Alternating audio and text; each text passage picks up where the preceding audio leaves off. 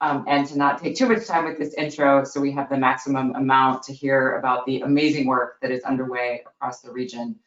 In this first session, we'll be hearing from state and territorial representatives talking about recovery, resilience, and adaptation initiatives, as well as programs. And there'll be an emphasis on equity, local needs, and communities. We have about 10 minutes for each of our speakers, and then we'll have about 3 minutes for Q&A. You'll notice on your control panel that there's a question section. If you have questions for our speakers, please put those in, and I'll be asking those at the end of each talk. So with no further ado, it's my great pleasure to introduce our first speaker, Hillary Lohman. Hillary is the Coastal Resilience Coordinator at the Department of Planning and Natural Resources within the Division of Coastal Management for the U.S. Virgin Islands. Good morning, Hillary. Good morning. How's everybody? We good? We can hear you. Yeah. Okay. Thanks. Good morning, everybody. My name is Hillary Lohman. I'm the Coastal Resilience Coordinator with DPNR in the U.S. Virgin Islands. Next slide, please.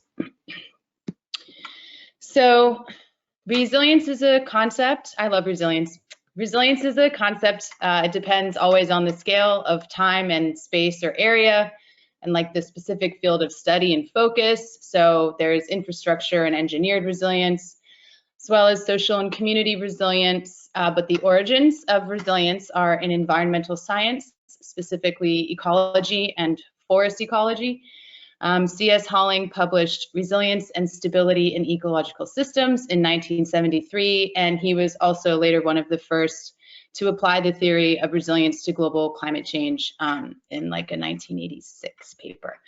So I open this way to say that this original ecological use of resilience has some important context that guides how I interpret and use resilience in the Virgin Islands, in particular because it assumes that a system's normal or overall or previous pre-change state is itself a state of change, or at least not necessarily a stable and not necessarily a desirable state of equilibrium. So in fact, resilience for me is less about a state to return to after a change and rather about conditions for functionality in the face of any change. So the highlights of this interpretation of resilience would be relationships and thresholds of tolerance or change. And those are going to be through lines through this presentation on resilience in the VI. Next slide, please. So resilience is about conditions for functionality, being a sum of the working parts. So to achieve infrastructural, social, or environmental resilience, we need to have strong relationships. So this slide shows some examples of relationships we've been investing in this year for resilient Virgin Islands. We have the governor started a water resources task force, initiated in fact by a drought. So that's federal agencies headed by the Department of Interior, and some of our local agencies and institutions have got together to address fresh water in the Virgin Islands. We're putting together for a use and demand study as well as a supply assessment to take a look at our aquifer and groundwater recharge. This year, the update is that that group got together and built a relationship, but those are really important things that we'll be talking about in the future. Silver Jackets, this is a federal and local agencies collaboration that came to the VI this year, headed by the Army Corps of Engineers. It was a collaboration to produce a watershed educational series with some articles and placemats for visuals with very VI specific examples and visuals.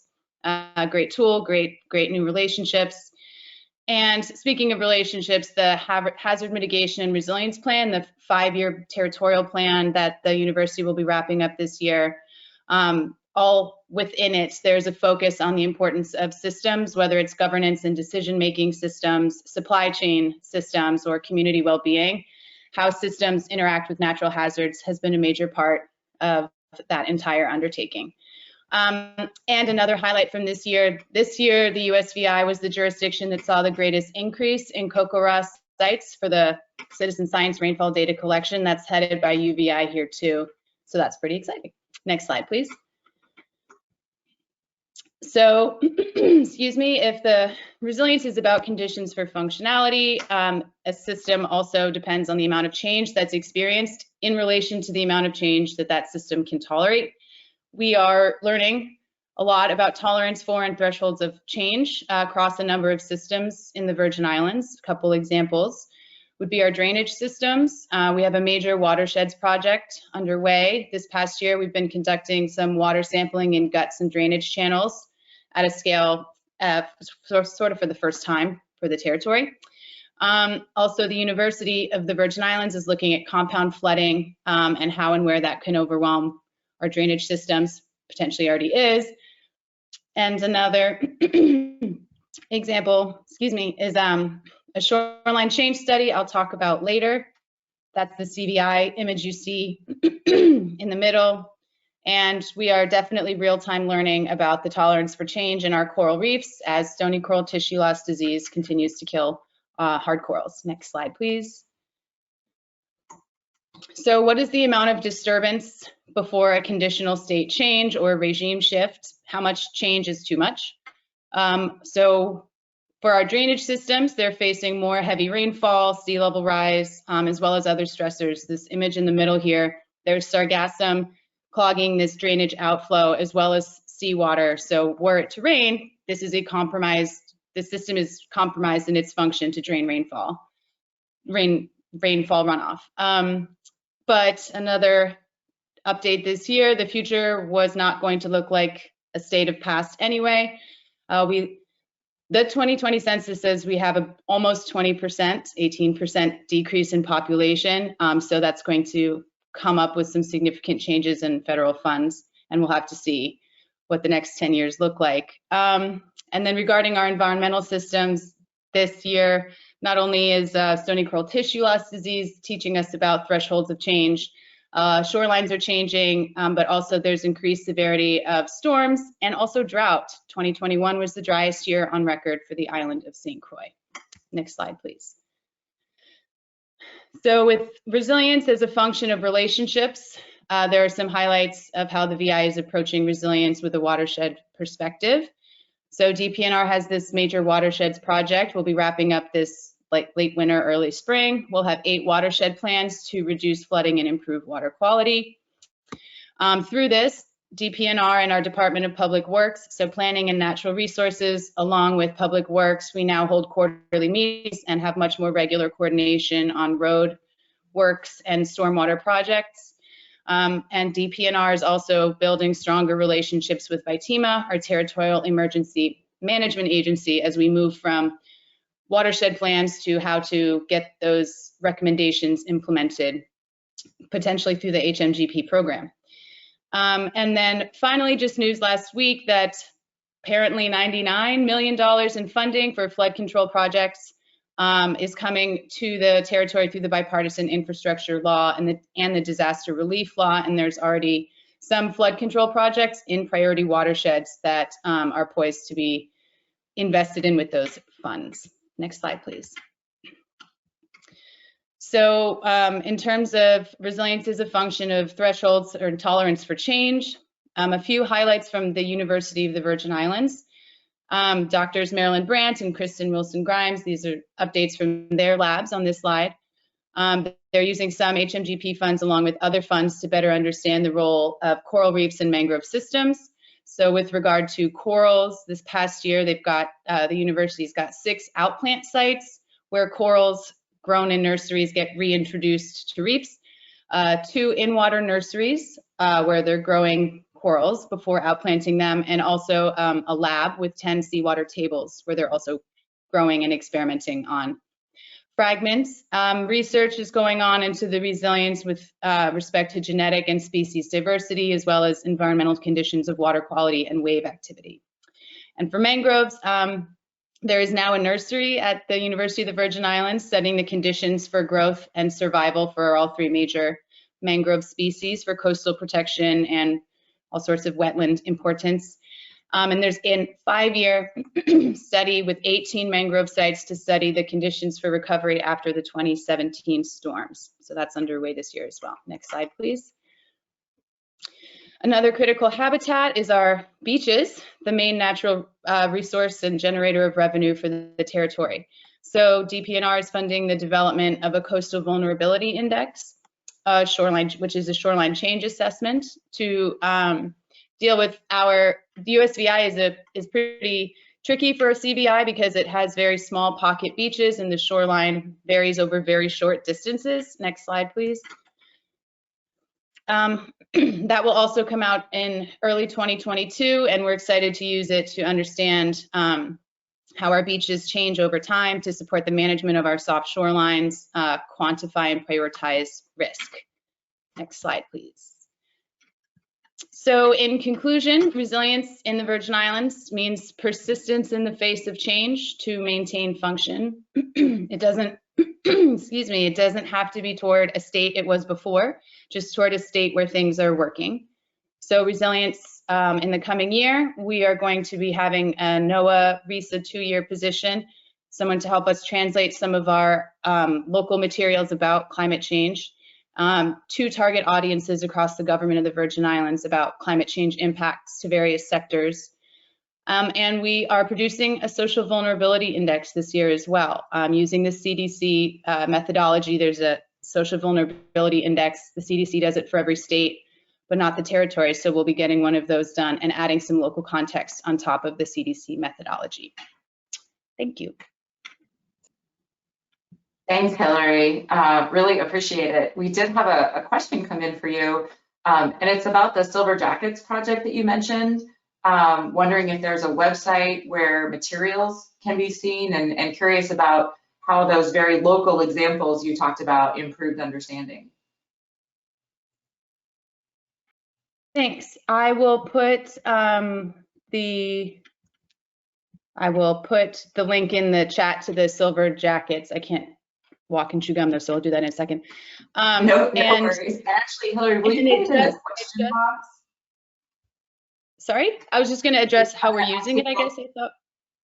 I was going to ask if you would put the link into the question box, because I'm not sure everyone can see chat, but I know everyone can see the question box.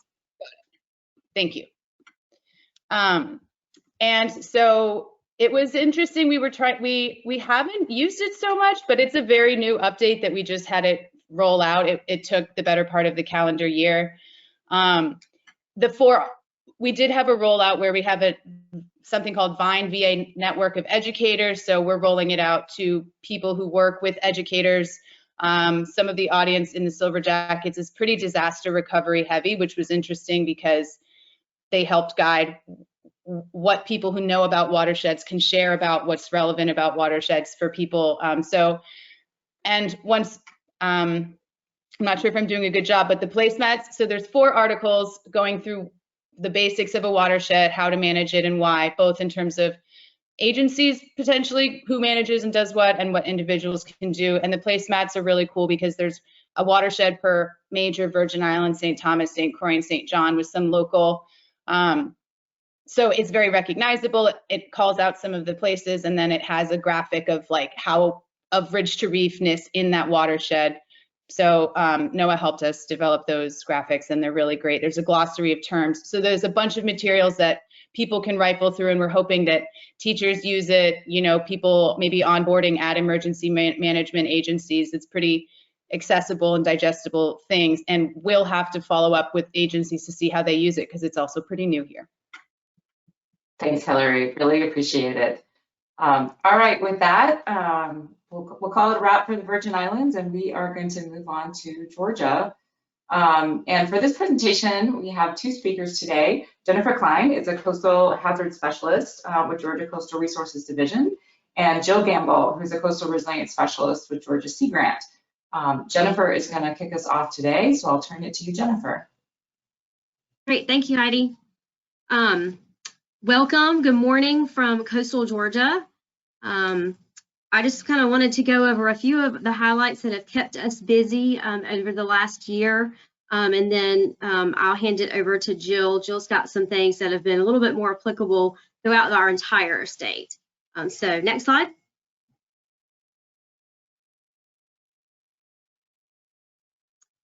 This has been a project that we have been working on for at least the last 10 years.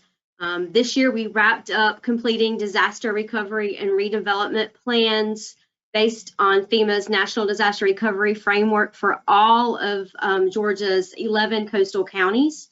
And then we took it a step further and did a tabletop exercise with all of our counties present. The National Weather Service kind of stepped through this process with us and created a scenario, a futuristic hurricane scenario that we could all of our communities could step through as a county and municipalities, and then also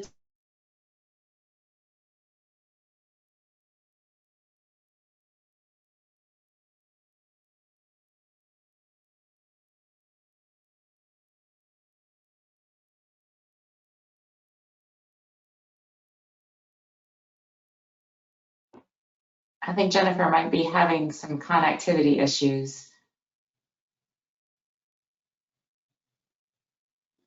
Jill, are you able to talk? Maybe we'll jump ahead a little bit and try to come back. Sure. I can, if you want to go advance a little bit. I know that this was one of the post-disaster recovery and redevelopment. I think Georgia was the first state in the country to have every county covered by these plans. So Jennifer and her office have done an amazing job with that. I was going to just speak really briefly on the Georgia Climate Project, which is a statewide initiative trying to advance research, communication on climate change in Georgia, not only looking at the impacts of climate change, what we know as far as what's already happening, what we expect, based on the best available science is going to happen, and then also looking at solutions that communities throughout the state are implementing. We have a few products that might be of interest to this group. One is the Georgia Climate Information Portal. These are sort of synthesis on different topics like our coast, agriculture, public health, water resources, ecosystems. Those are the ones that are up. It's sort of tailored after the National Climate Assessment. I know that we have, these national assessments. We even have, resources looking at the Southeast, but we didn't have something just for Georgia with kind of Georgia-specific data and information. So that is on the Georgia Climate Project website, and we have also forestry, equity, and climate justice pages coming up soon that will be finished. And then we're digging a little deeper into research briefs on specific topics, and these are just 2-pagers that are kind of like memos on policy briefs on different topics. One that it will be released soon is on climate change and flood insurance. We have an amazing Georgia Climate Story series with talking about just different solutions. So it's sort of outlining the threats, but then also saying how different industries or sectors are responding. We partner with Jennifer on the Georgia Climate Project, which I know, or sorry, Georgia Climate Conference, which I know she was going to be talking about in her slides. And then we have a webinar series that is available on YouTube. And there's some other opportunities there on the website. If you could advance to the next slide. Maybe.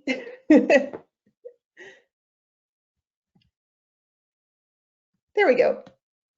Oh, there we go. It's all coming up. Okay, so this is the website where you can get all of those resources, and I'll be sure to put it in the chat. These are our academic partners. So as you can see, we have 9 higher education institutions that are working together formally on this. And then, of course, we have partners from throughout the state, including DNR, Coastal Resources Division, and many of you from Georgia on this call. So I believe that Jennifer's back. If you want to go back to the slides that she was talking about. And thank you all so much. If anybody has questions about the Georgia Climate Project, let me know. Thanks. Jennifer, are you there now?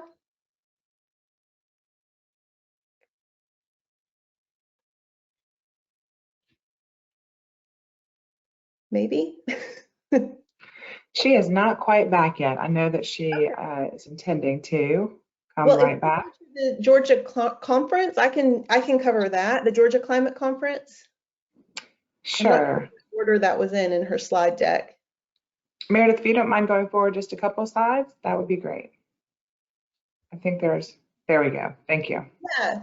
So we've had 3 statewide conferences now that DNR Coastal Resources Division and really Jennifer led this beginning in 2016 to bring together folks from throughout the state and host a state-sponsored conference looking at climate change. The first one was on the coast in 2016, and then it bounced to Atlanta, and the Georgia Climate Project took leadership over that one in 2019. We, in the midst of the pandemic, managed to have an in-person conference this past August back on the coast, and just was really amazing in bringing not only the practitioners and the scientists, but local government, state government. It's been really good for advancing a conversation around climate change in Georgia. And the next conference, I believe, will be in 2023, and this one will bounce back probably to Athens and will be led by the Georgia Climate Project. So really good partnership amongst the different organizations in Georgia and trying to kind of help lift the load in keeping this momentum going. Is Jennifer No, back? Jill, you're good. Thanks so much for covering. I think you can actually handle the next one as well about the Coastal Hazards Working Group, if you don't mind. Yeah, sure. Great. I'm sorry, y'all. So if you can No worries, you're doing a fabulous job pitching. So thank you. So let's see. This is actually, if you could go to the next one. Okay, so DNR also, Jennifer's group, led this Georgia Flood Literacy project. They put together a flood literacy task force, and it entailed folks from the National Weather Service in South Carolina and Jacksonville as well, Charleston and Jacksonville, scientists. Is someone there? No, I thought. Can you hear me? Yes. Hi. Hey, Jennifer. Hey, sorry about all of that, guys. We lost power and internet briefly, so I'm just on a hotspot. Thank you, Jill, for covering some of our work. I'm not sure what you covered up till now, but I'll really quickly. The flood literacy project was managed by our state Sea Grant fellow that worked in our office for about 12 months.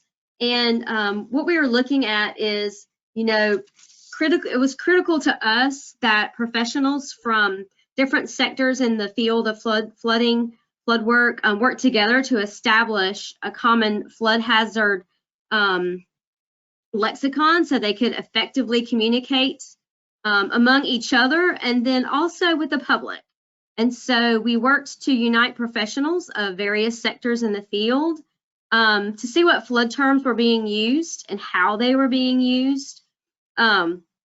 We created a flood literacy task force, as Jill mentioned, which was made up of members from emergency management, academia, non-government organizations, state agencies, federal agencies, and local governments. And we pulled together number one, a clear, consistent, and widely applicable definition of terms for about 72 different terms, and put those into a story map so that it could be used and shared with the public. And so we're talking about the same thing and then meaning the same thing as well. And Jennifer, I'll put that link in the chat. And if you can go back one slide, we have this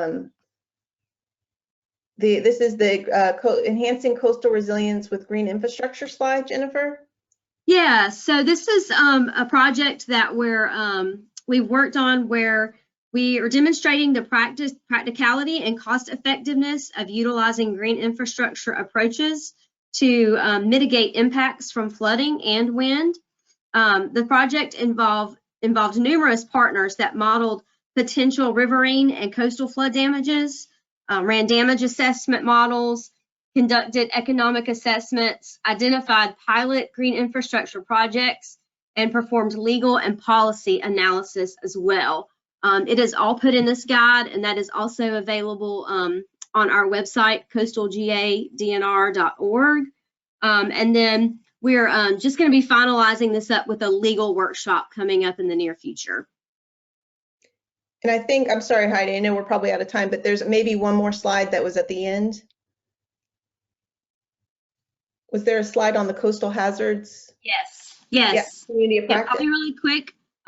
This is our coastal management program partnering with UGA Sea Grant, and Jill and myself host the Georgia Coastal Hazards Community of Practice. We've been doing this for about 10 years now, and it's comprised of professionals who work with coastal hazards, planning, outreach, research, etc. And the purpose is to exchange information on projects with attention towards identifying overlaps, gaps, and with regards to coastal hazards. And then with over 50 active participants, we have really created a network to be better equipped to provide stakeholders with accurate and timely information.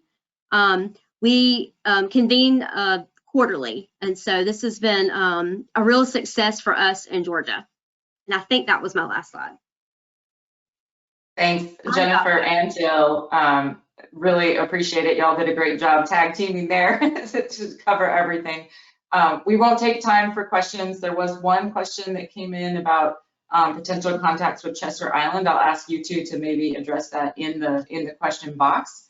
But thank you so much for sharing all of the great work going on. We are going to keep moving, returning to North Carolina now. Thanks, Jill. So it gives me great pleasure to introduce Mackenzie Todd. Mackenzie is a coastal resilience specialist with the North Carolina Division of Coastal Management. I'll turn it to you, Mackenzie. Hey, thank you, Heidi. Can you hear me okay? Sure can. Good morning, everyone, from the beautiful Crystal Coast of North Carolina. My name is Mackenzie Todd. I'm the Coastal Resilience Specialist for the North Carolina Division of Coastal Management, and I'm going to be talking about the current resilience efforts here in North Carolina this morning. Next slide, please. So beginning after Hurricane Matthew in 2016, the Division of Coastal Management, DCM for short, piloted a coastal resilience program called RENA, which stands for Resilience Evaluation and Needs Assessment, in which 5 communities participated and began assessing their physical and social vulnerabilities to coastal hazards. And then after Hurricane Florence, DCM developed a couple of resources for local governments to start really addressing these impacts, such as the North Carolina Coastal Community Resiliency Guide. In addition, Governor Cooper issued Executive Order 80, which called for the development of the North Carolina Climate Risk Assessment and Resilience Plan, which called for the development of the Resilient Communities Program. Executive Order 80 also called for some regional resilience workshops to gather feedback from local governments in the development of the North Carolina Climate Risk Assessment and Resilience Plan, 2 of which DCM organized and hosted back in 2019. And these workshops were great. They gave us critical feedback directly from the communities about what their needs are and how we as a state can support them. We essentially realized that as a state, we didn't have shovel-ready projects to compete for those federal funds. So the planning process makes us more set up to apply for those federal grant funds. And then fortunately, we received some funding from the General Assembly and the National Fish and Wildlife Foundation, and we got to work. Next slide, please. So I'm going to start briefly by talking about the North Carolina Resilient Communities Program, which I mentioned was called for in the 2020 Climate Risk and Resilience Plan. This program was designed to build local capacity, provide technical assistance, and help identify funds to plan and implement resilience projects. Community leaders and residents agreed that improving local resilience requires access to expertise, technical support for analysis and planning, and funding to implement measures that advance long-term resilience. The North Carolina Resilience Communities Program responds to these needs through 2 distinct agency-led programs. The first is called RISE, which is led by the North Carolina Office of Recovery and Resiliency, NCORE for short. Amanda Martin is leading that, which I will speak about next. And then the Resilient Coastal Communities Program, led by the Department of Environmental Quality Division of Coastal Management, which I'm helping to run. Next slide, please. So as I mentioned, RISE stands for Regions Innovating for Strong Economies and Environment, which is a program focused on resilience to natural hazards. RISE is led by NCORE, like I mentioned, and the North Carolina Rural Center with the support of many councils of governments across Eastern North Carolina. The project is funded by the Economic Development Administration and FEMA's Hazard Mitigation Funds. One of the main aspects of the RISE program is the Regional Resilience Portfolio Program, which will provide technical assistance to regional partners to conduct a community vulnerability assessment and to identify priority actions that will reduce risk and enhance resilience in each region. The technical assistance providers will also help develop paths to implementation. Next slide, please. So here's a map showcasing the 9 regions that will be concurrently served by the RISE program. Each region includes at least one county that has had a federal disaster declaration in 2018, and each region will receive one vulnerability assessment and one resilience portfolio as the main deliverables. So the main difference between RISE, which is led by NCORE, and the Resilient Coastal Communities program led by DCM, is that RISE is taking a regional approach to resilience planning, and the Resilient Coastal Communities program is focused more on the 20 coastal CAMA counties, which I'm going to speak about next. So next slide, please.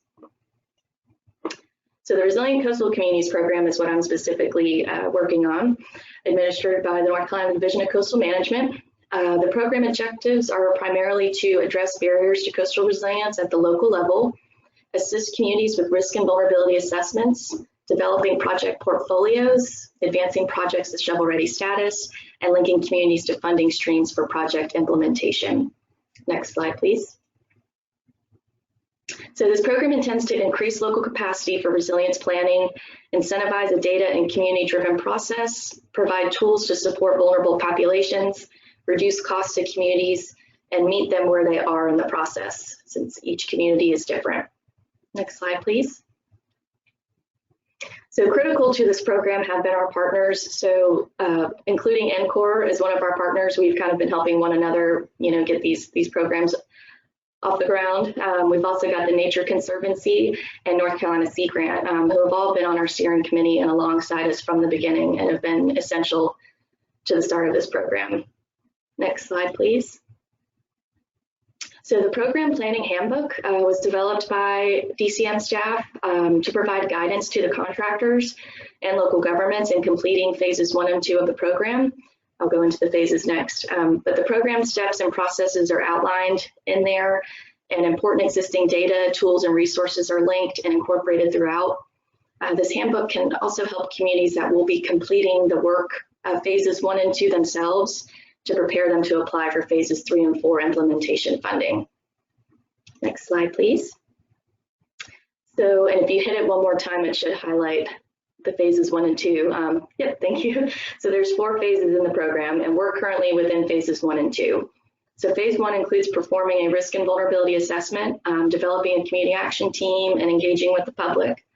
Phase 2 involves a community and data-driven process to identify priority actions that can be taken to adapt to short and long-term hazards. Phase 3 is going to be the engineering, design, and permitting of a prioritized project. And then phase 4 will include the implementation of one of the shovel-ready projects, which must include a natural and nature-based component. Next slide, please. So phase 1 includes 6 steps. So the communities have had to go through these 6 steps. The first one involves developing an inclusive and diverse community action team, whose role is to actively participate in and inform the process and champion the effort for each participating community. Step 2 includes setting vision and goals. We are asking communities to use the triple bottom line approach, which goes beyond traditional hazard mitigation and disaster recovery to develop a holistic strategy considering social, environmental, and economic factors. Step 3 includes reviewing existing local plans and efforts. We want to make sure we're promoting integration throughout the project. And step 4 includes developing a community engagement strategy. So getting from resilience planning to action requires jointly created ideas, buy-in, and commitment from a diverse group of stakeholders. Inclusivity in the planning process, particularly by involving vulnerable and historically underrepresented members of the community, is key to account for a diverse range of community perspectives. During step 5, the community action team will select critical assets and natural infrastructure to include within their risk and vulnerability assessment, and then we'll map them using ArcGIS Online.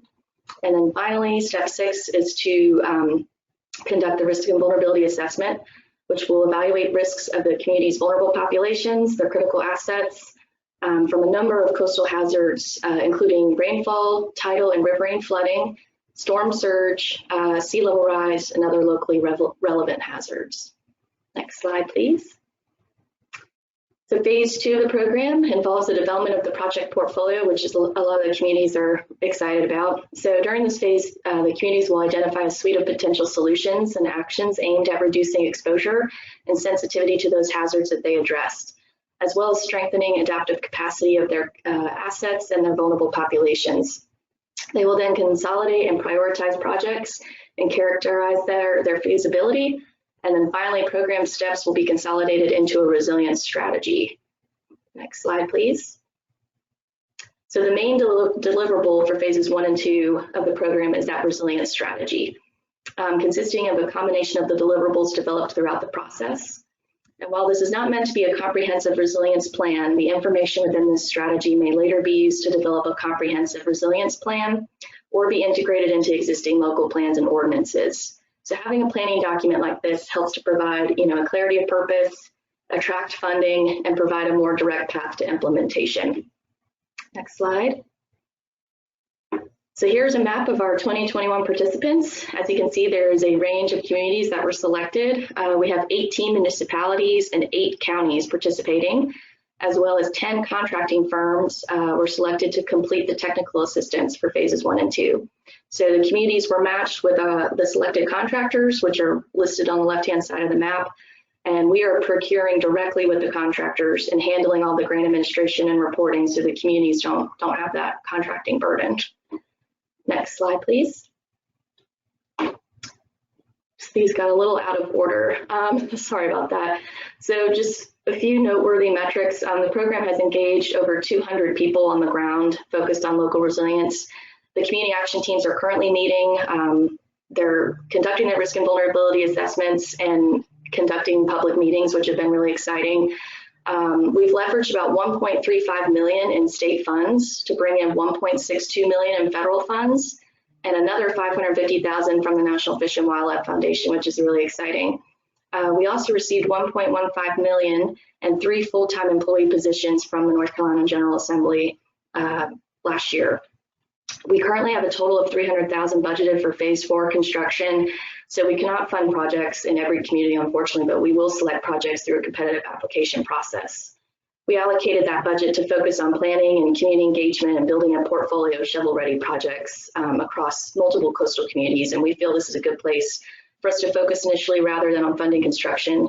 The program positions communities to be ready and competitive when applying for other sources of federal and state funding. And then the last slide, if you want to get a little thank you. So we're just wrapping up phases 1 and 2, the end of March and April of this year. We're hoping to post a phase 3 application next month, which will fund the engineering and design. And then we're hoping to fund a second round of phases 1 and 2 in late summer, early fall.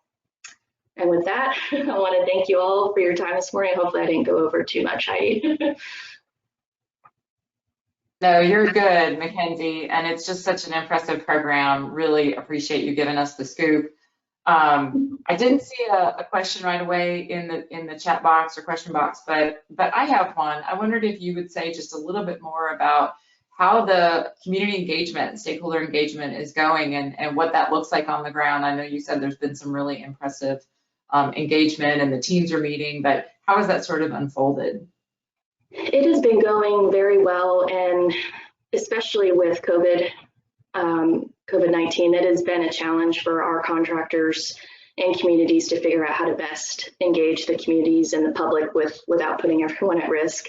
In my opinion, they've been going really well. I was just in Hertford County, which is one of our northern counties in the state, last week, and they had a very engaging public meeting where everyone was fully masked, and then they had all of their risk and vulnerability maps out where everyone could kind of walk around and place stickers on areas that might be missing, critical assets or areas that flood that the contractors, didn't know about. So it's a great opportunity for the public to know, what this program is doing for them, and then it's also helping the contractors kind of fill in those data gaps. So it's been pretty amazing.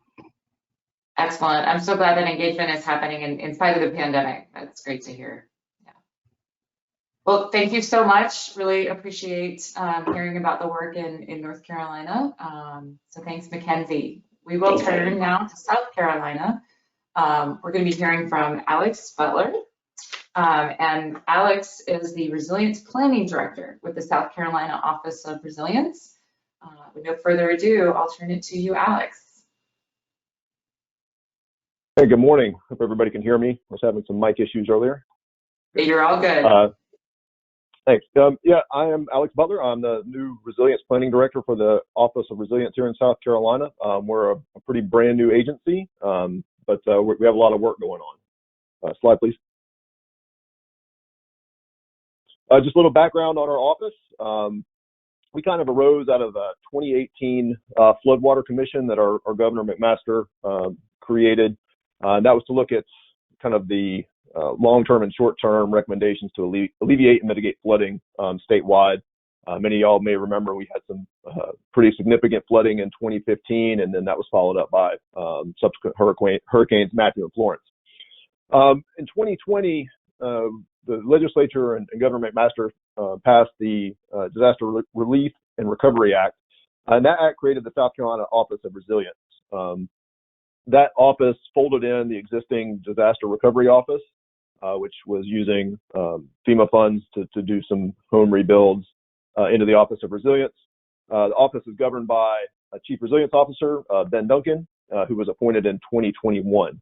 And we actually we did not receive our state funding until July of 2021, which means we didn't really get started on resilience planning until a little bit later than that. Slide, please.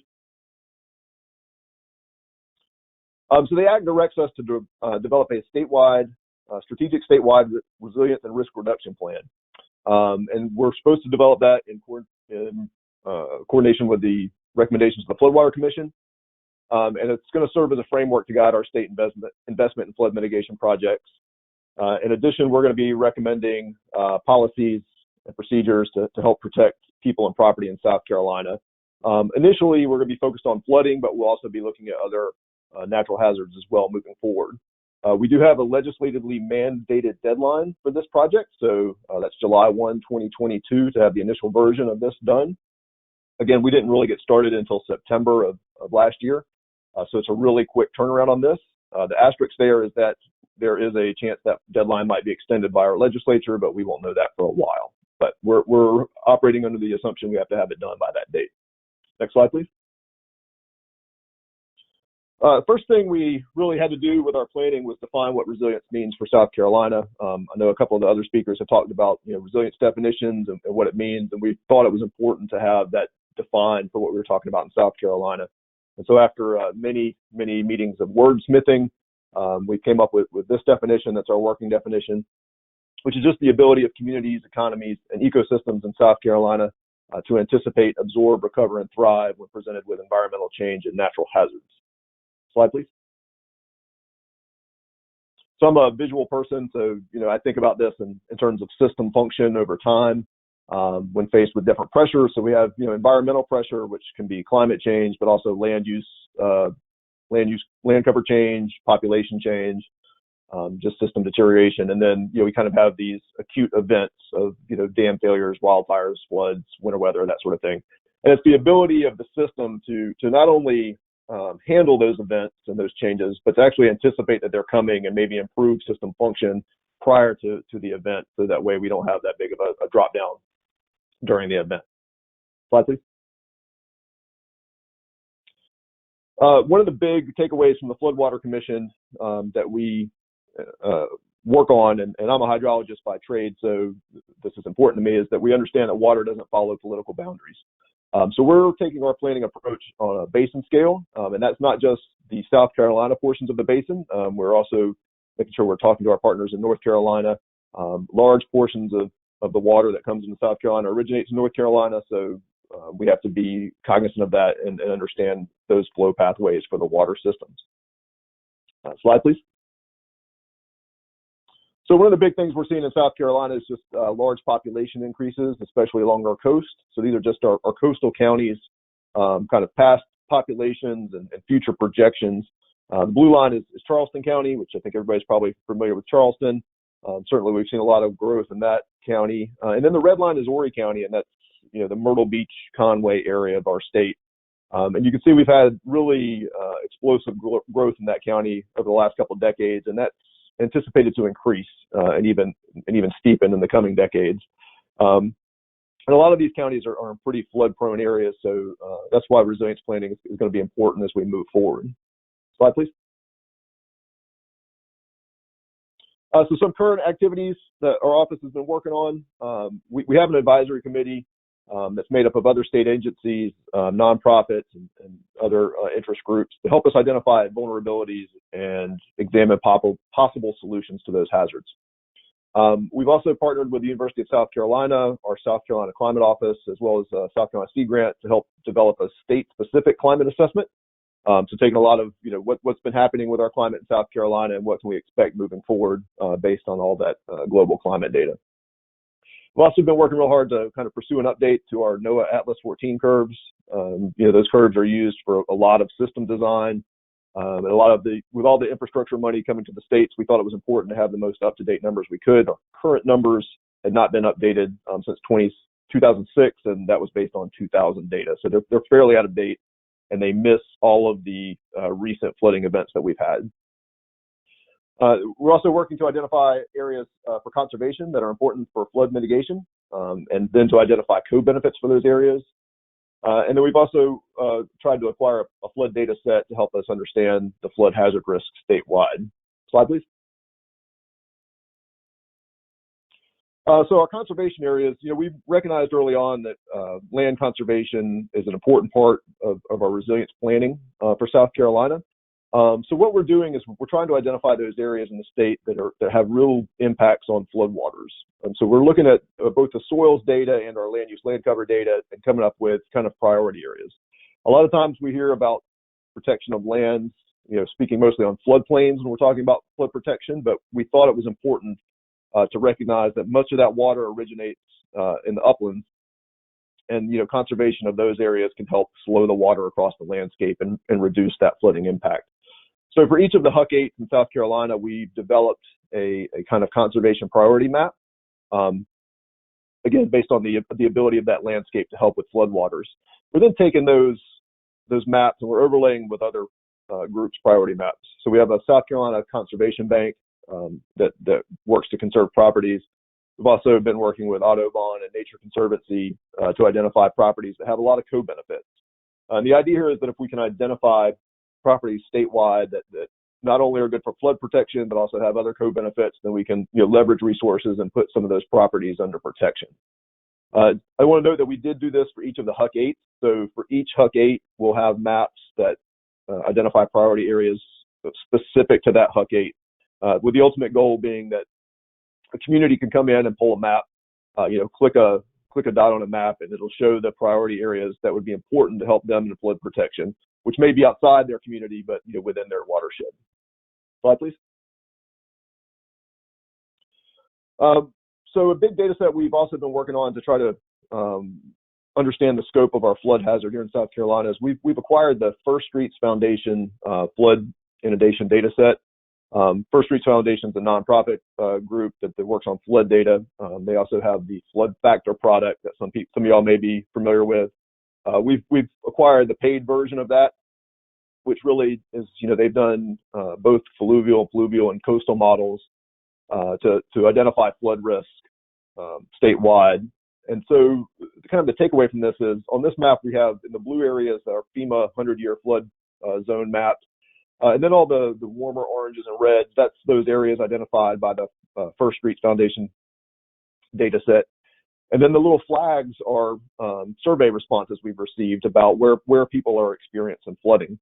So kind of one of the things we noticed early on is that a lot of the responses, in fact, almost all the responses we've received happen outside of the FEMA floodplains. They happen in areas that are just maybe low-lying areas that collect water that aren't picked up by the FEMA maps and would have been missed had we just been relying on that data set. So the First Streets Foundation data set really does a fairly good job of picking up those areas that flood, just kind of due to topography. And then some survey responses, you can kind of see in the center of town there, don't really line up with anything. And, those help us to identify areas where maybe it's just an infrastructure issue. Is it just something with storm drains that we need to work on, our maintenance issues? Next slide, please. We're also using this data. The legislation required us to come up with estimates for buyouts for a buyout program statewide, what the number and cost of buyouts would be. And so we're using this data to kind of develop criteria for buyouts. And just wanted to give a quick example of how changing the criteria changes the cost of such a program. So if we look at every property statewide that has the possibility to be inundated by 6 inches in a 100-year event, we come up with about 45,000 properties statewide that have the ability to flood up to 6 inches. That comes out to be about $11 billion worth of property value, which obviously is a quite large number. But if we change that criteria and we think about maybe those properties that have small inundations can just do some flood proofing or some elevation, and we look at those properties that have a higher flood risk. Next slide, please. So in this slide, we've gone to 3 feet inundation, and we've reduced the number of properties that would be appropriate for buyout to about 7,000 properties, cost of almost $2 billion. So we're still working through the process of what our criteria would be. We're starting with just kind of this initial flood inundation depth and property value, but we'll also be adding in social vulnerability aspects of that to try to develop a criteria for where buyouts are appropriate statewide, and then come up for an estimate for what a buyout program might look like. Next slide, please. We're also just doing some outreach efforts. The legislation required that local communities incorporate resilience into their local planning efforts. So we've developed kind of a placeholder guide for that while we work on the plan, so communities can start to build resilience into their local planning efforts. Slide, please. And again, on the public outreach side, we are conducting a survey that's open on our website that allows people to let us know where they're experiencing flooding and how they're experiencing flooding. We've had fairly good response to that so far. I think we're up to about 450 responses now. But it lets us see areas where maybe the mapping efforts don't pick up flooding, but people are experiencing flooding. We're also doing a lot of outreach on our website. So we'll be hosting, starting next month, just kind of sit-in office hours so citizens can talk to us.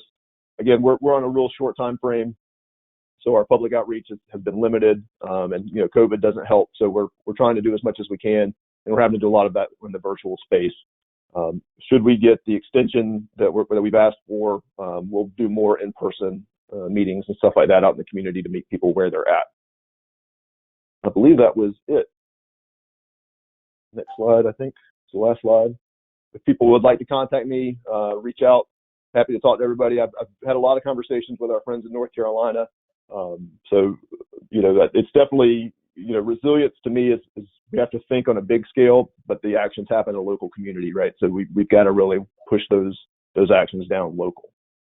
And with that, I'm taking any questions. Thanks, Alex. That was great. Really appreciate it. You guys have done a lot in a short period of time. We did have a question come in. Someone was wondering about, once you've identified your conservation priorities at that hub level, what the next steps are. And I know you spoke a little bit about reaching out to other conservation partners, but are there sort of planned next steps for those conservation priorities? Yeah, it's really to, one, try to identify funding to acquire those properties, and then 2, figuring out the best way to make those properties beneficial for flood protection. A lot of times just putting a property under conservation might not be the best thing. Proper forest management and soils management is really important for flood protection. So then I'm trying to identify the appropriate kind of holder of that land that would be able to maintain that land appropriately. And so that may vary depending on what the co-benefit is. For example, if we've identified a parcel that has a flood benefit, but maybe also has an archaeological benefit, and that could go over to our Heritage Trust program and our Department of Natural Resources, versus maybe it's a property that Nature Conservancy is interested in for certain species protection, and that we'd be better off if they were managing the property. So we're still early in that process, trying to figure out how the funding would work, and then where the land would ultimately reside. Okay, great. And I've got one more, and this is a nerdy NOAA question, but I can't help myself. As you guys seek to update Atlas 14, I'm wondering if you're trying to also include sort of future projections of rainfall, or is it really just about having data from the more recent storms? Yes and yes. So we're kind of a two-track approach on this. NOAA is doing an update of the Mid-Atlantic states, including North Carolina. So we're working to tag on to that study to get updated. That'll bring us up, to current date. I know that NOAA is also looking to expand that program and get some kind of recurring federal funding. I'm not a NOAA person, so maybe somebody who is online, but as I understand it, that would then incorporate kind of future climate projections into those numbers. We would certainly like to see that. That's a little bit longer term project from what I understand. It takes a little bit longer to get done. And we thought it was important to go ahead and at least get up to date as quickly as possible with all the infrastructure money getting ready to come to the states, that we wanted to make sure that a lot of these projects weren't being built on out of date numbers.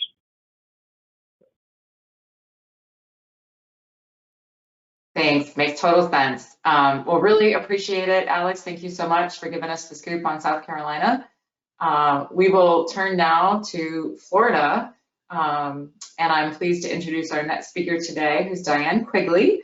And Diane is the Program Management Director with the Florida Department of Environmental Protection. Good morning, Diane. I'll turn it to you. Good morning. Can you hear me? Sure can. Okay, good. All right. I'm just going to briefly talk about our new statewide program, and go into some of where we are on the status of it, on implementing it. Next slide. We were very fortunate to, next slide. Okay, very fortunate that our legislature and our governor recognized the importance of addressing the adverse impacts from flooding and sea level rise. So they created a very robust program and put in legislation where we took our Florida Resilient Coastlines program that had been created in 2017 and expanded this statewide to address flooding and sea level rise across the state. And it's really there to help inform, organize, coordinate our communities in adapting and addressing, addressing, and adapting the impacts of resilience. So they really wanted a statewide coordinated approach to this program. Next slide. They also provided a lot of funding to go along with this program. For this year, they provided $20 million in state funding for planning grants. That includes a lot of vulnerability assessments, which we had been funding under our Coastlines program, and now extending that statewide, looking at inland assessments as well. It also includes peril of flood, and if for comprehensive plans, if they have coastal elements, we can certainly address that. It also, in the legislation, set about some standard criteria, scenario, timeframes that these vulnerability assessments must include and address as well. So again, it's that whole coordinated statewide approach that everybody's kind of on the same page and working towards that. It also provides $2 million in state funding for regional resilient entities, because the infrastructure and the planning grants are basically for communities, local governments, counties, cities, and such.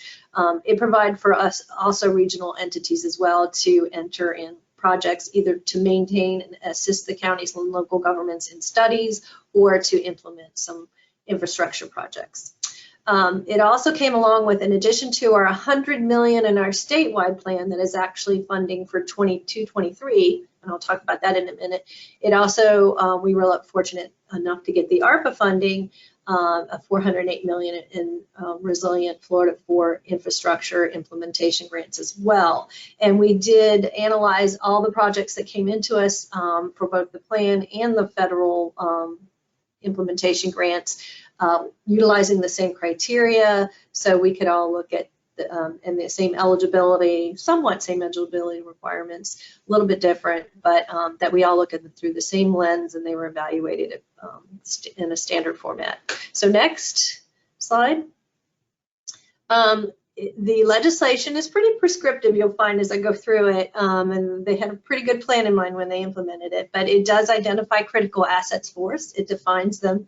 in statute, so it makes it very easy for everyone to be on the same page and coordinated as to what is a critical asset. And these are the critical assets we like to identify through the vulnerability assessments, those that are at risk to flooding or sea level rise currently or anticipated to be in the future. Next slide.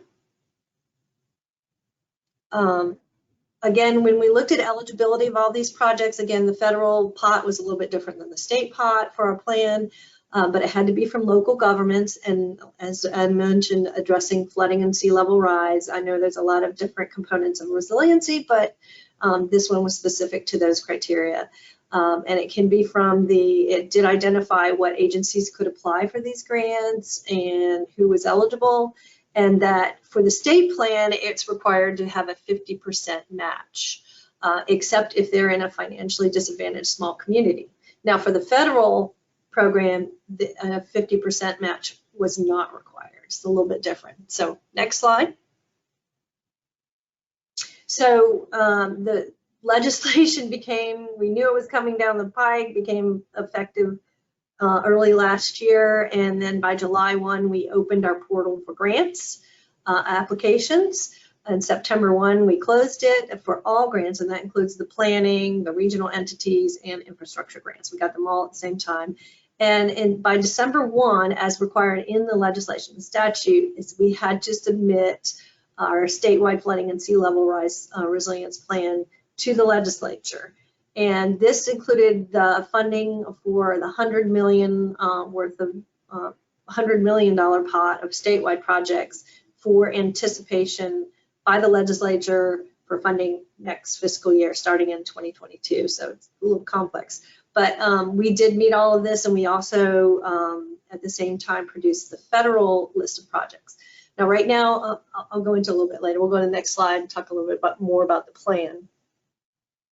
The legislation, again, pretty prescriptive. They had definite goals in mind, which are actually pretty good. So it did define how we would evaluate those projects, the criteria to evaluating, and the weighting and scoring of each of those projects. So we developed some metrics to measure these criteria for each of the projects, and scored and ranked 275 projects within just a couple weeks, and that took a lot from our team. I joined in October. All of this was due in December. We hired everybody, and we're still trying to hire and fill out 25 positions. So it was a scramble, but it definitely took a department-wide effort to help us with this. And we did address these criteria, and we are going to finalize, detail, and provide much more guidance regarding the metrics and the criteria in rulemaking that has started currently, that we're working on now. So next slide. So as I mentioned, it's pretty prescriptive in the legislation. This is the plan. Right now, the plan is just a list of projects, which is kind of unfortunate. I wish we had had more time to actually develop goals, and mission goals, objectives, how these projects are going to help us achieve those goals. But right now, it's just a list of projects. So over time, we'll just have to develop a plan that will incorporate all of this, what our program's trying to achieve and how we're trying to achieve, and how these projects are going to relate to those goals. Next slide. As you can see, we got a variety of different projects. The majority of them are more nature-based solutions, living shorelines. There is some property acquisition in there. Most of them are stormwater management and new or retrofit of critical facilities, moving them, structure elevations, and some seawalls. So it was really good to see that we got a lot of the living shorelines and nature-based solutions. Those tended to rank high because of the criteria that was set up in statute. It did address, if you had a nature-based solution, you got higher points. If it addressed regional critical facilities, if it addressed immediate flooding. These were some of the higher, the points gathered through a lot of these projects, and a lot of these projects were ranked higher considering all of that. So next slide. So these are some of the projects that, just some examples of the projects, and we are working with our staff now to develop guidelines, technical support, any kind of documentation or program guidelines that we can do that help support in local governments in implementing and developing these projects. We are looking at a living shorelines habitat suitability project, and we also just had our stormwater group develop a green solutions program for the stormwater. So we're working with our the other divisions within DEP, and they're helping us to also be more proactive in working with local governments and how they might better address the impacts of flooding and sea level rise in their communities. Next slide. So for the $404 million for resilient projects implementation projects, as I mentioned, we did for the $100 million of the statewide plan, we submitted that to the legislature December 1. They're going to approve it and allocate the funds starting in 2022. So for the 404, this being ARPA money, we just received approval on our ARPA projects, and we are now drawing down our allocation for these funds. And I mentioned it was 408 before, but it's actually 404 towards the implementation of projects because there are some administrative costs in there. So we're probably going to have to get some help in making sure all these projects get built, out the door, manage the grants and such as we need. So we did collect them and look at them through the same lens and criteria as the statewide plan. And as I mentioned, it was a little bit different. They didn't need the 50% match, and they did not need to conduct a vulnerability assessment. The criteria to be as part of the statewide funding was that the project or the solution had to be identified, or the critical asset had to be identified as part of a vulnerability assessment previously prepared by the local government or the region. And as I mentioned, we have these planning funding programs in place as well to help those local governments get funding to develop those vulnerability assessments. And we are working on with the local governments in developing standard scopes of work for VA, standard content, guidelines, and how to do vulnerability assessments, and what we like to see, and how we're going to get the data, and how we're going to bring that all together in a statewide approach. There are some limitations on the federal funds. Again, must be spent by January 1, 2026. So we're looking for shovel-ready projects on this list, those that have design and permits already. So the governor will be announcing the list in Florida soon, very soon, I think within the next week. So we're looking forward to getting those started. Next slide. So the regional resilient entity grants, again, this could be any kind of assistance to local governments in helping them either do studies or implement grants, infrastructure grants. There were 9 grant applications, submitted 1.9. We had 2 million, so we were lucky to be able to fund all of those, and those are started. The only thing that, unfortunate with those, the pot of money is operational and it has to be spent by July 1. So we've already got a lot of them. By the end of the year, we had everybody in place and the agreements all in place so they could get started with their work. And we're in the process of helping to get those grants implemented. Next slide. The planning grants, we received quite a few on the planning side of things, 191 applications for 90 million. We only have 20 million, so we're really going to have to go through and prioritize those for funding and determine how we're going to fund as many vulnerability assessments and studies that we can to prepare. So the goal being that we want them to do these kind of studies, both inland and coastal, so they can identify infrastructure projects that can address flooding and sea level rise, and work with us on a statewide level to implement that. So we are, next slide.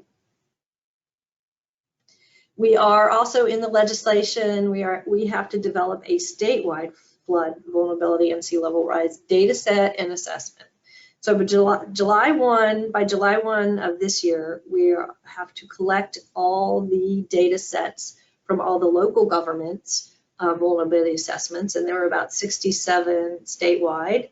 And I don't know if anybody familiar with Florida, we have 67 counties. That doesn't mean every county did one. That just means that the cities and counties compiled 67. It just happened to be the same number. But we've received data on about, I think, 48 of them now.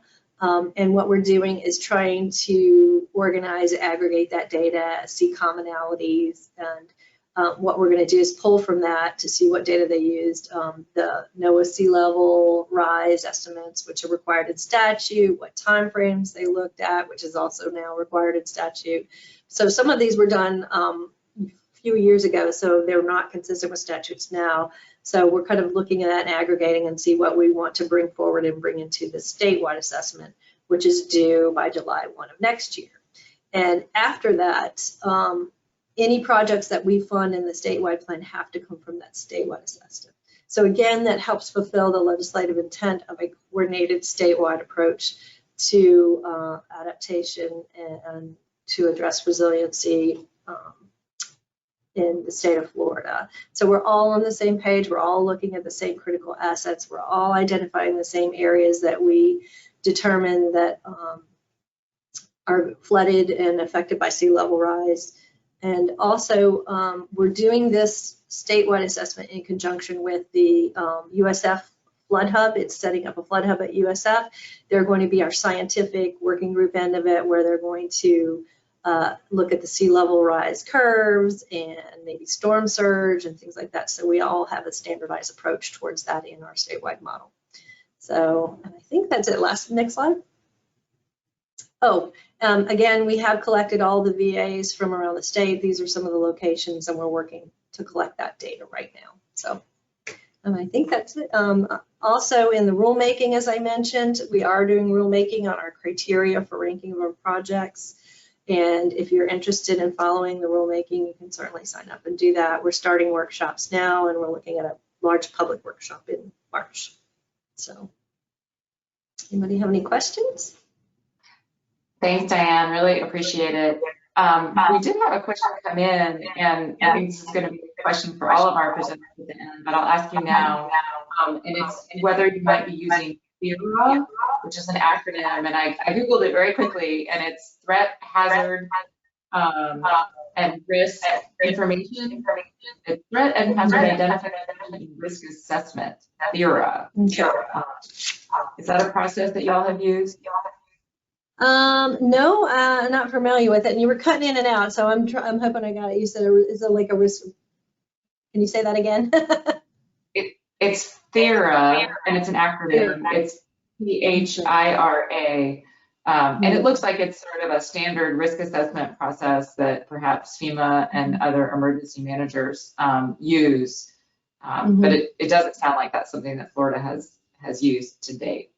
Not yet, but that's something we can definitely look at and consider when we're doing the statewide assessment. It's wide open right now as far as methodology, resources, and tools, and that's what we're kind of just getting into to determine what we want to do and bring into that statewide assessment, how we want to do it. So, but thank you. Any resources are very helpful. Again, we, as legislatively, we have to use the 2017 NOAA sea level curves for 2050 and 2070, and we're looking to maybe get that knowing you're updating of those. And we're also interested in the Atlas 14, as you mentioned, the Atlas 14 data and projections there potentially. So we've got those working groups that USF has been set up to discuss and decide on what we should adopt and bring into the assessment.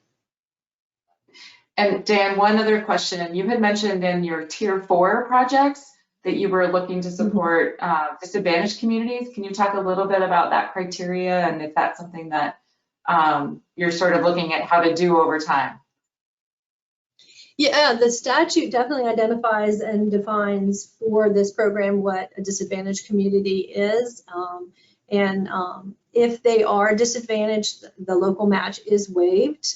We're looking at potentially expanding that to maybe, I know this legislative session, to include doing some of the pre-construction activities, including those where we'll be funding those, and possibly vulnerability assessments. I mean, we fund a lot of those, but we're going to put a focus on some of these smaller communities, particularly inland, that don't have the funds to be able to do this kind of work, that really need the assistance. So getting them on board is one of our priorities, and addressing their flooding, whether they have sea level rise or not. Some are inland riverine environments that still have some tidal surge and in there. They're so far inland though, but but it's primarily the flooding in those areas and the riverine-based flooding. So that we want to work with them. They just don't have the funds or the resources to do it, so help them as much as possible.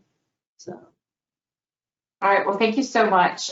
We are going to keep moving for time reasons, but really appreciate you sharing what's happening in Florida. And I am going to turn to our final speaker for the panel today, Ernesto Diaz. Ernesto is going to be talking to us about developments in Puerto Rico. Ernesto is the Caribbean Regional Manager for Tetra Tech. I'll turn it to you, Ernesto. Thank you, Heidi. So today I'll be speaking on behalf of the Puerto Rico Climate Change Council. Next, please. So if I'm not able to make the 10-minute mark, I would like to present my takeaway messages. Global temperatures and sea levels will continue to rise for centuries. And as we know, sea level rise exacerbates coastal erosion, inundation, and saltwater intrusion. So planning and designing based on historic trends, such as the NOAA Atlas 14 or existing regulations or building codes, increase our vulnerability. In the case of Puerto Rico, we must conduct early interventions to prevent costly rebuilding and minimize displacement and relocation of communities. As in the case of the USVI, we have lost 11.8% of our population, particularly after Hurricanes Irma and Maria. I'll be discussing also today about the translating science into policy, how it takes time and can be frustrating. And I'll also emphasize something that we know all jurisdictions face the same type of issues. Policy implementation requires political will, education, and sustainable financing. Finally, I'll make the case that Puerto Rico has the capability to build resiliency at this point.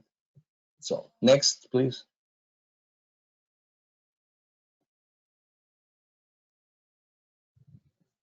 So I'll talk a bit about us at the Puerto Rico Climate Change Council. I'll discuss a bit the science, the coastal assets at risk, and also some issues pertaining the translation of science into policy and the urgent need for consensus. We cannot procrastinate, and there is a need for a shift of paradigms to effectively adapt and build resiliency. Next, please. So the Puerto Rico Climate Change Council is a voluntary association self-convened to assess the state of Puerto Rico's climate using best science and knowledge available, understand Puerto Rico's social, ecological vulnerabilities, and develop adaptation strategies to build a resilient society. We have a membership of over 120 scientists, oceanographers, marine scientists, engineers, planners, lawyers, health professionals, communicators, among others. Next, please. We have representatives from federal and Commonwealth agencies, public and private universities, private sector, NGOs, and we conduct our work through 4 working groups. The geophysical and chemical scientific knowledge that evaluates CO2 concentration in the atmosphere, precipitation, extreme events, and also sea surface temperature increase or changes, pH, and sea level rise. That information is provided to the working groups 2 and 3 of ecology and biodiversity and society and economy, which assess effects, impacts, and consequences of those geophysical and chemical changes. And our results are communicated to the community at large and particularly to decision makers. Next, please. So there is a scientific consensus that climate is changing. And the 6th assessment report of the IPCC unequivocally establishes that humans are responsible for the changes that we are experiencing. Next, please. Particularly in the case of sea level rise, we have noticed that we were attributing sea level rise and changes, particularly to melting of ice on land, glaciers, or permafrost. Next, please. However, a thermal expansion of the oceans is now the driving force behind the acceleration in sea level rise. We also, in terms of CO2 concentration, reach a peak of 420 parts per million of concentration this month. So we see that the trend is ratified. Next, please. This is the science that we produce here in Puerto Rico. We work with the trends from NOAA. We have our own instruments deployed across the island, particularly with CARICUS. And we formulate projections, which we also request reviews by Army Corps of Engineers and NOAA in terms of our sea level rise projections. We follow closely CO2 atmospheric concentrations, pH changes, and also sea surface temperatures increases. Next, please. The assets at risk, Puerto Rico has a population of 3.3 million and 61% live on the 44 coastal municipalities. We have a built up to coastline ratio of 18%. So as in my takeaway messages, I indicated, we have to develop adaptation and resiliency building strategies for those areas that are already built up. There are some areas that may be developed in the future. There are some other areas that are coastal areas that are protected. And the type of development that we see, particularly, you can see the photos on the lower left corner, is low, high density, developed at very low elevations above mean sea level. Most of the critical infrastructure and economic activity occur in those areas. Next, please. Hurricane Maria unveiled our vulnerabilities and confirmed what we had been for decades establishing. Next, please. The following day after Hurricane Maria, we saw the total devastation of our shorelines, coastal infrastructure, floods, and our natural assets. Mangrove systems were drowned, coral reefs were affected and terribly impacted. Next, please. We saw that power, communications, and water services failed. Most roads were clogged with debris, bridges collapsed, and gas supply was limited. Over 4,000 people died as a consequence of the hurricane, directly or indirectly. And post-disaster response was chaotic because of a lack of an integrated spatial data infrastructure and an integrated GIS portal. I think that Dr. Pablo Mendez will be speaking tomorrow, and also planner Carlos Olmedo, and they might be talking about some work that we're conducting to improve these situations. Next, please. So through the Puerto Rico Climate Change Council, we produced the State of the Climate. We published our first one in 2014. In 2018, we focused on the Chapter 20, the first standalone chapter for the Caribbean, U.S. Caribbean in the National Climate Assessment. And we're currently working on the 5th National Climate Assessment. The Puerto Rico State of the Climate report, it should be published early summer this year. We completed that. And we have conducted work to evaluate the role of insurance and reinsurance companies here in Puerto Rico. And we have developed guides, a document called Road to Resilience, to adaptation, to foster adaptation at several levels, the island-wide, municipal, communities, and the home levels. Next, please. This is a busy slide, but I'll just focus on some of the key findings of our soon-to-be published report. Puerto Rico has a small carbon footprint relative to continental regions and developed nations. So we don't have much impact if we reduce our greenhouse gas emissions. However, we have a strong commitment to do so. to have a relevant and a moral voice to demand that greenhouse gas emissions are reduced worldwide. Temperatures are projected to increase in Puerto Rico and across the Caribbean over the 21st century under even the lower greenhouse gas emissions. That will result, and these are our projections, and there are peer-reviewed papers showing this, that will face decreasing rainfall and increased droughts. Sea level rise will likely continue to rise for centuries, even under ambitious mitigation scenarios also. Tropical cyclone intensity, such as hurricanes Irma and Maria, are also projected to increase and become the new normal.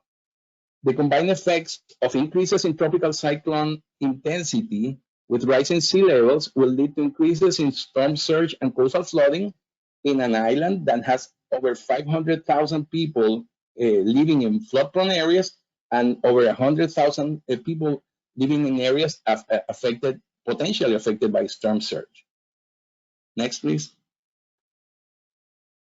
So this is another busy slide. I won't go into the details, but it took over 100 years after Newton, Foote, Tyndall, and Arrhenius discussed and scientifically proved the effects and impacts of a CO2 injection in our atmosphere to sign the Kyoto Protocol. And has taken 26 Conference of the Party meetings since Kyoto to go to the levels of commitments that we have, and it can be very frustrating. In the case of Puerto Rico, it took over 20 years to get a law approved. The law 33 was adopted in 2019 that establishes a mandate of 100% clean energy production by 2050 with interim milestones such as by 2022, 20% has to be generated from clean sources, and we are currently at 3%. Obviously, we will not meet it. And interim goals are good to set, but the movement towards implementation is what concerns. So therefore, the issue that we are presenting as a central focus of our presentation, translating science into policy, is complex, but implementation of those policies is even more complicated due to conflicting interests. So there is also a mandate to develop a mitigation and adaptation resilience plan, which obviously since 2019 is taking time to develop, and those are issues that we must address. Next, please.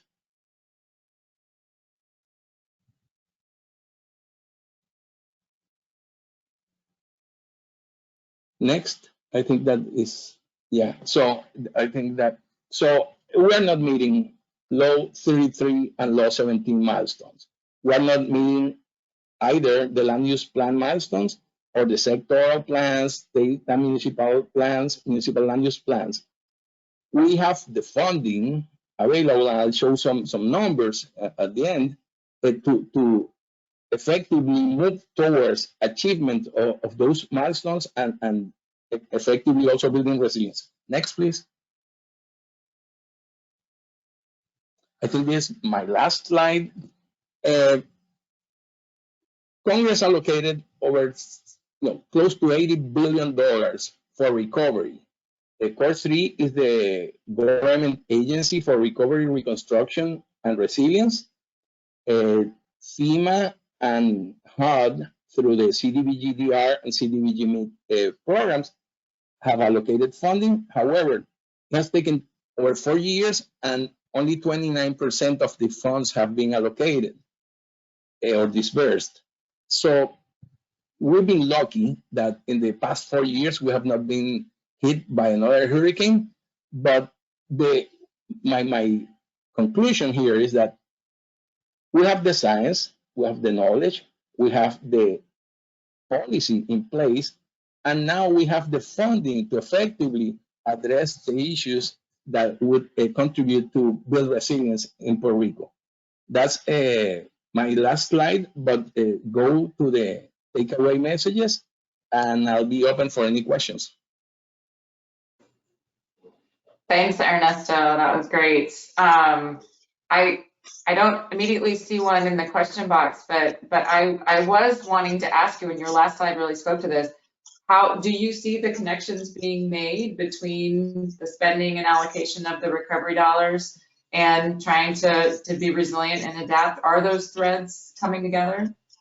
No, I think that the main issue here is how benefit cost analyses are conducted, particularly on the methods used by the Army Corps of Engineers and federal agencies in particular, and that tend to favor a rapid return on investment and lower cost infrastructure rather than investing to avert costs of future disasters. So that's something that we need to work on. We are working with the U.S. Coral Reef Task Force. I was engaged on those discussions for over 10 years in trying to get more funding invested in coral reefs to reduce the risks of flooding and direct wave attack on coastal infrastructure. But it's tough. It's tough. There are issues that need to be addressed in order to get those benefit cost analysis formulas adjusted. There are other issues regarding land tenure and the fight from private owners to develop areas that obviously under more stringent conditions would be difficult to develop. So that there are many variables that need to be addressed. But the main issue, particularly with the federal funding, is that the funds are there and could be used to build resilient infrastructure and not construct or build to pre-disaster conditions, which seems to be the case if you are just meeting existing regulations and building codes and not using the science available to make those decisions. Thanks, Ernesto. I appreciate it. We have about 5 minutes before it's time for our break, and so I'll maybe ask all of our panelists this morning if you're so inclined to turn your cameras back on, and I'll pose this same question to the group, and I might ask Jennifer to kick us off if she's connected at the moment, because I know that she's done a lot of work in Georgia to explicitly draw the connections between recovery and resilience through some of the pre-disaster recovery and redevelopment planning work. But I'm curious about how those threads are coming together in all the states. Jennifer, would you maybe kick us off? Sure. I did talk about this, but I may have been talking about it to myself earlier. We did complete disaster recovery and redevelopment plans for all 11 of our coastal communities. We completed that this year, and then did a tabletop exercise with all of our communities. And then we also looked at for not just recovery for today's storm, but recovery for future conditions and what some of the hurricanes might look like in the future as we've seen them rapidly intensifying. And it's really come together. I think our community, our coastal communities are pretty excited about being resilient as a coast. That is carrying over into the western portion of our state who is impacted by Michael. And we have about 20 counties working on that as well. We've also been working pretty closely with some of our NOAA partners and FEMA on kind of using some of their new tools that we can help provide as resources to our local governments. I will say that it's critical to work with, have a partnership with the State Emergency Management Office, because we're also including, sea level rise and shoreline change and some of the threats that we see on the coast that's maybe the rest of our state doesn't see. And so working together has been really critical for us.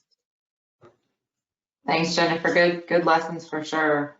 Others, anyone else want to weigh in on some of the connections between recovery and resilience that are happening?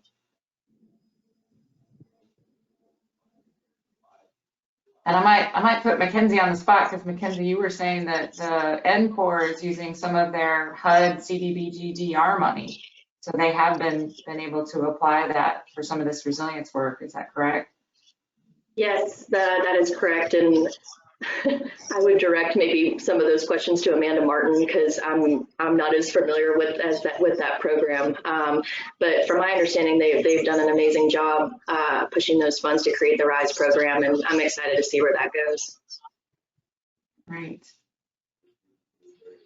I'd like to add something a little, Heidi, is that when we're looking at projects for consideration for funding, we look at synergies with other grant programs, national, federal programs. So if a community is already working on a project to a resilience project that also address recovery through FEMA or other agencies, that those scored a little bit higher. We wanted to maximize all the assets that the local communities could get in rebuilding and becoming more resilient. So we try to favor those types of projects in our plans. So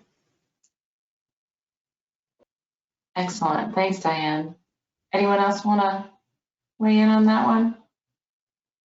I'll chime in that in South Carolina, our disaster recovery office is in our Office of Resilience. So, you know, we work very closely with the other half of our agency. You know, I sit on a lot of panels reviewing projects that are being funded with CBDG money. So, you know, we certainly communicate well, and going forward as we build our resilience plan, we're taking that into account, and how can we, you know, make sure that our other half of the agency is working in tandem with the plan.